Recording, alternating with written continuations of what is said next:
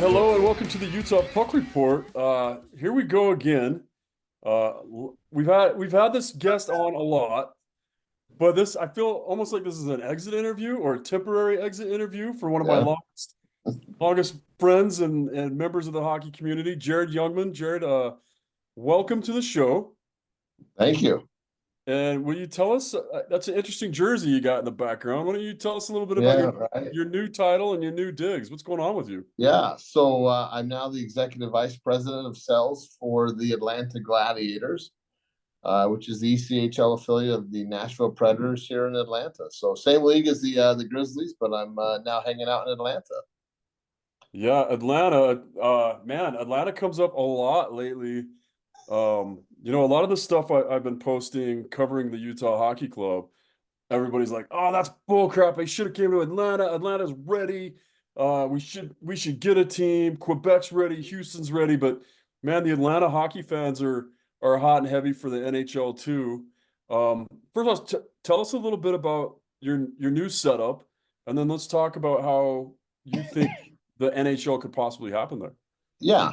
So end of the day here, I mean, obviously in Utah, I was, overseeing the ticket sales and some other departments, and here in Atlanta now, it's my show. I'm in charge of it all, and making sure things happen from the ticketing to the corporate, and working obviously more with coaches, the coach Derek Nesbitt here, and making things happen. So a little bit of a step up. Some of the stuff's similar to what I had in Salt Lake, but ready to make things happen. So So it's a step up, but in the East, like you ran the Utah Grizzlies, and I know there are other people in place that uh had titles above yours, and I'm sure that maybe they'll listen to this show to see what we say, but um I was there a lot, as you right, probably wish I wasn't all the time, always no, in your no, office. Hey Jared, I need 32 tickets for all the firefighters or whatever. So you got to see a lot of me, but what I got to see was a lot of you and how important you were to the structure of the Utah Grizzlies. right, And even back in the day, like let's go back to when you and I kind of first met. And Guns and Hoses. I had this crazy idea about hosting Guns and Hoses in Utah. Yeah, Was that in 2000? I think it might have been. It might have 90, been 2000. Was it? Let's see. it was No, it would before. have been 2000. Might have been 2003. It was What? after the Oh, Olympics. okay, okay. For Because some reason, Tim Mauser was there up until the Olympics, and then he left, and so we had. I think it was Dave Gasaway that was there as the president at the time. So it might have been 2003, maybe 2004. and you were a young ticket rep. Yeah, You got assigned to me, and you and I created this thing that not only did it work as a fundraiser for firefighters and police officers, but it also became a template for how the ECHL should run a charity, correct? yeah, yeah. I still to this day I'll get phone calls asking how Utah does the Guns and Hoses, and how we made it so successful. Just really geared towards the players helping sell tickets and put more fans in the seats for our Guns and Hoses game. So I mean, it's everybody asks about it and trying to figure out how can they replicate it in their own markets. Yeah, and it's funny because basically in turn for uh getting the ice and getting some practice time and getting to have that game, you basically have 50 firefighters doing part-time ticket sales and 50 police officers doing part-time Yeah, ticket sales. And that's a template that I'm sure any minor league team would love to jump on. yeah, absolutely. That's increasing your sales staff a lot more than what you currently like right now. I think I've got 7 out here currently right now, and to go from 7 to 60, 70 plus people helping push makes a huge difference in what's going to happen that night. Yeah, and then we created, what's been the biggest ticket night for the Grizzlies and a great, like I said, a template for the entire, not just minor league hockey, but a lot of minor league sports. I ended up doing the Guns and Hoses part with Real Salt Lake, with the Utah Jazz, Yeah, the arena bees. football, the bees, everything. Yeah, Yeah. All right. So then from that, I watched you grow.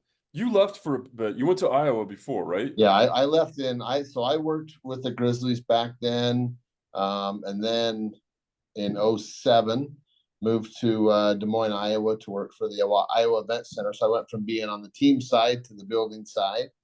And then in 2009, I got phone calls from Kevin Bruder and Adrian Denny and Jill Roberts to say, "Hey, it's time to come home. We want you back in Utah." So they called me and made the change, and we flew back or came back in April of playoffs of 2009. Was back in the Maverick Center and hanging out with the Grizz. Yeah, and I don't know. I had Adrian on the show last week or Yeah, two you did. I weeks ago, and saw. He was good. yeah, I don't remember if we said this part on air or if this was we talked about off air, but Adrian said, you left, and then the Grizzlies were like, "Why do our ticket sales suck again? What happened to group sales?" And Adrian's like, "Jared Youngman's what happened. Like, we need to Yeah, bring Jared back to make it work." So you came back, you were the vice president, you were, man, you just like I've had you on the show and I pumped your tire plenty, but I yeah, just saw all the work that you've done and how hard it was for you. I mean, you basically moved into the Maverick Center or E Center, whatever at the time, and and created and worked and did all that work. So, but there was a ceiling. You had Jill and you had Bruder, and yeah. those guys aren't going anywhere. Right. So, there was a ceiling to where you could go. But man, you wrote it out for a really long time. Yeah, and it was hard. I mean, I loved it there. I mean, the fans relationships are which are huge for me. I mean, I don't I want to know who you are. I want to be able to talk to you, and it's not just about, hey, you're a hockey fan or a Grizzlies fan. It's more. I mean, I made it a point to, you know, I was going to funerals and viewings and a few weddings here and there, and I mean, whatever I could do to show support. I made sure that that was an important role for me of letting these fans know that, hey, look, we're here, we're family. And when the decision came to leave, it was hard. I mean, it wasn't an easy decision to make. There was a lot of, thinking about it. And obviously, my kids are still in Utah. They flew out with me. We're here for a couple weeks or a couple days, and they went home. But it was hard to make this decision. But when I got down and looked at the opportunity that's here, and what it could do for me, on a business level and even personal level too. Just something that you had to make the cut, you had to make the move and make it work. And they say the only way to grow is to be outside your comfort zone, right? And at some Oh point, yeah, the Grizzlies had to be your comfort zone. And there's so much opportunity in hockey right now. And obviously, there's more and more opportunity coming in Utah.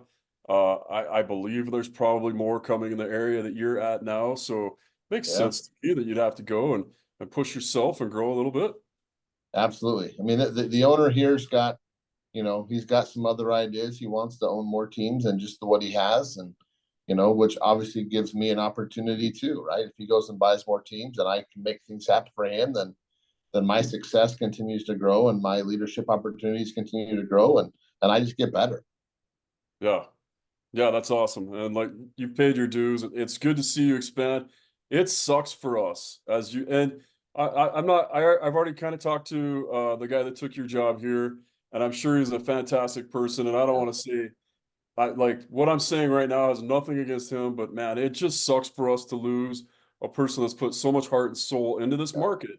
Not just the yeah, Utah Grizzlies, but into this market. I mean, you're playing youth league hockey or not youth league, you're playing adult league hockey, and that wasn't you before. And I know you just kind of really invested yourself into being here all the yeah, time, and man, it just sucks to see you go. But I'm yeah. excited for your opportunity. No, I appreciate that. It's hard. I mean, I played my last adult game, last Wednesday, and but being involved in the hockey community, and I mean, I was going to board meetings and whatever we could do from the Grizzlies standpoint to help grow that sport. We're going to make it happen. So, and it did, right? I mean, you look at the numbers and the increasing in sales and what's going on, the attendance continue to move up every year. Was a tribute to, it was my success, but my staff, the staff that I had was awesome. And then, shout out to the fans and those hockey fans and season ticket holders that supported us. Yeah, and it's good. You really had a good talent of building a good team around you and taking young kids in an entry level position, probably not making a ton of money, and being able to guide them and get them motivated. And then it's the same thing for them, right? We've seen people come in as entry level with the Utah Grizzlies and then advance their careers either with the Grizzlies or go outside the Grizzlies into other Right. professional sports. And that's again, that's a testament to your management and stuff like that. So tell us a little bit about Atlanta. Like, how's your building? Tell me, like, comparative to the Mav, like, Yeah, so our building, I would say, is very similar to the Mav. It only has, I mean, it's a 9,000 seat building. It's got two levels, just like the Maverick Center. It only has one level of suites. So take the Grizzlies, take the Maverick Center. The lower level suites are not there. It's just in the upper bowl, oh wow, or where the suites are. But I mean, really, when I walked through it on Monday with the owner and met the management group there, I mean, it looked like it was home. It does not have the center hung like the Maverick Center has now. There's talks of getting something like that put in, but it looks very similar to what the Maverick Center has. So it's going to be it's a great spot. They call it the Gas South Arena. It's got a big Gas South district with all sorts of stuff around it. And it's gonna be a fun place to be. It'll be different. I won't know anybody when I first arrived there on October 19th for the first hockey game, but I'm excited. It looks great, and now the job is we gotta pack that place like we packed the Maverick Center. yeah. Well, I know that you can do it. Let's talk a little bit now. Now you're the outsider looking in, and you've heard me talk about like what I expect as far as changes in Utah hockey, and I don't think you're under any obligation to not answer any questions now, but Yeah, you're not obligated to answer any questions now. But what do you see as the future of the Utah Grizzlies? you know, from even when I was there, the plan is to have minor league hockey in Utah. The biggest role I think right now is figuring out.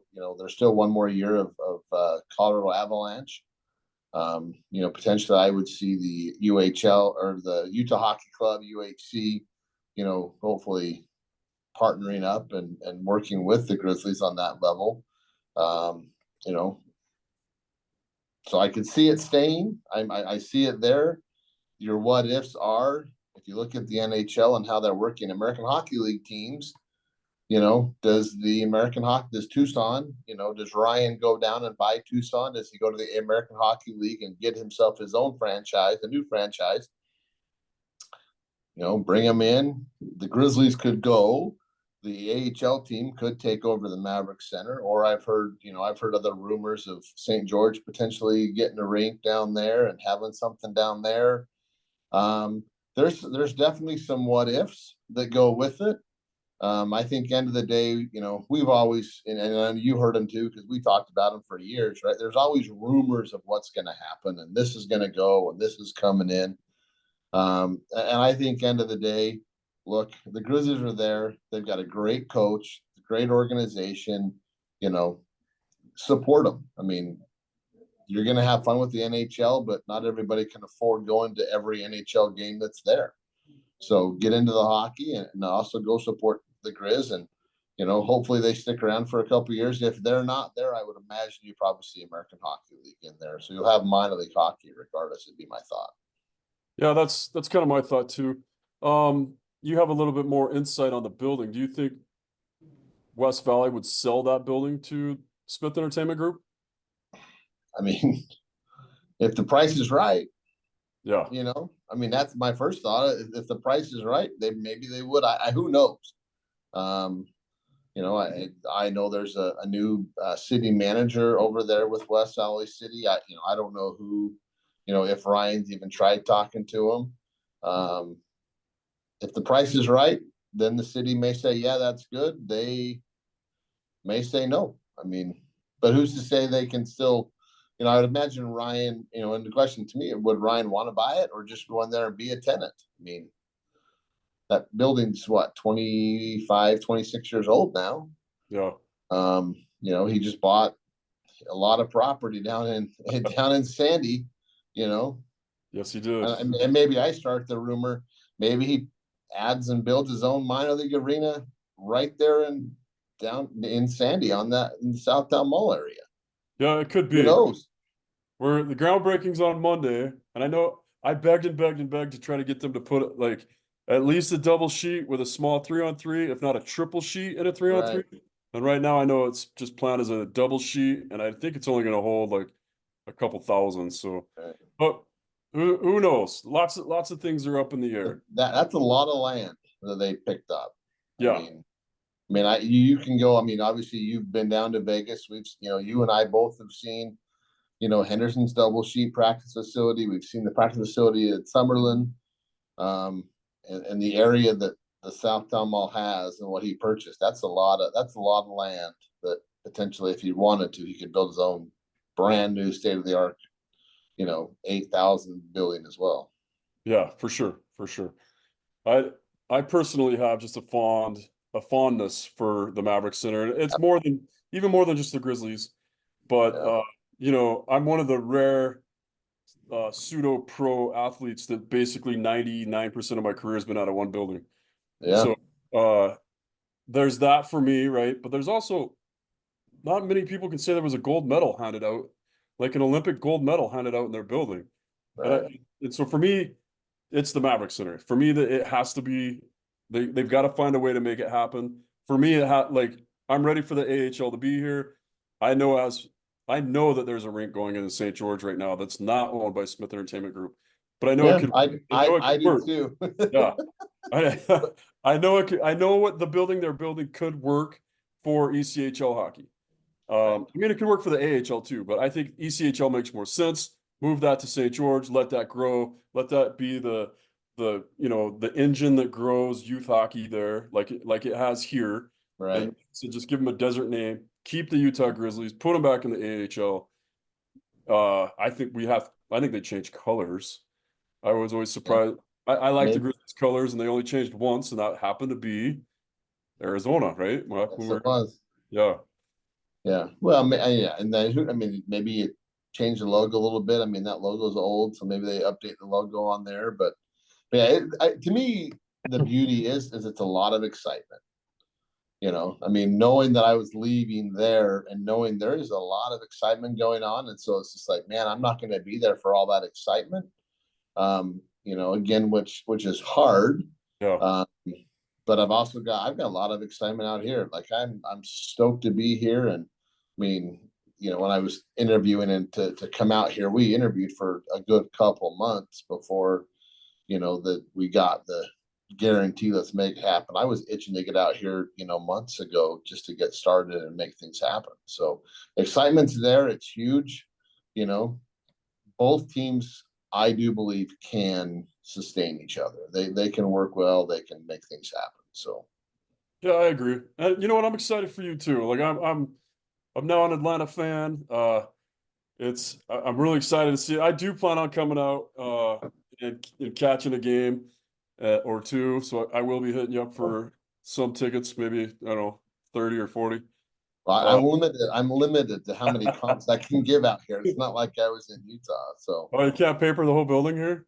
no, yeah, yeah. There, I'm here. I've got 600 tickets I can give out comps, so I'm limited on what I can play with. But and I'll still be around. I mean, my kids are still in Utah. They still, they're there living with their mom. I'm gonna be around. I plan on coming in, every 5-6 weeks if I can. Hoping I can, plan my trips around Grizzlies games. So I'll still come around, and I might be walking around with an Atlanta Gladiators polo shirt compared to the Grizzlies polo shirt. But I want to see what I would say. I want to see my family. I want to see the season ticket holders that are there and chat with them and enjoy time with them, and see you go down and see Ryan in the coach's office and chat with them a little bit. So I'm not going to be a stranger per se. I'm not going to be there for all 36, but I'm hoping I can catch me a couple games, here this next season. And my long term plan is if there's ECHL hockey in 25, 26, I'm hoping I can talk the league into putting the Atlanta Gladiators on a road trip out to Utah next year. So Yeah, well, we look forward to it, and I look forward to seeing you around the building. At least this time you won't be so busy. We can sit down and yeah, enjoy a pop together, and watch some hockey together. absolutely, that'd be great.